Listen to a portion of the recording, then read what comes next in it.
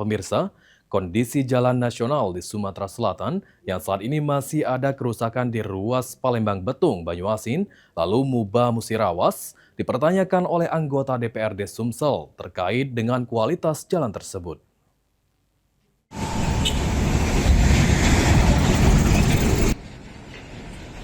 Dijumpai beberapa waktu lalu, anggota DPRD Sumsel dari Komisi 4 yang membidangi infrastruktur M. Rido mempertanyakan terkait kualitas jalan nasional yang sudah diklaim oleh pihak pelaksana Balai Jalan Nasional Sumatera Selatan hanya alami 11% kerusakan.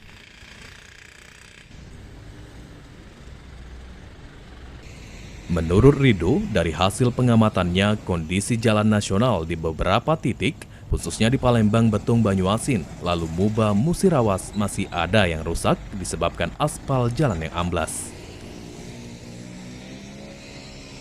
Kondisi tersebut menurut anggota DPRD Sumsel Dapil Banyuasin ini cukup membahayakan pengendara kendaraan yang melintas karena dapat menimbulkan kecelakaan. Ya, rasanya kami perlu minta penjelasan yang lebih detail dari pihak balai, ya khususnya Balai Besar Jalan. Bukan hanya di jalan lintas yang rusak, Rido juga menyoroti kondisi jalan nasional di dalam kota Palembang masih ada yang kurang baik dan diharapkan untuk segera diperbaiki.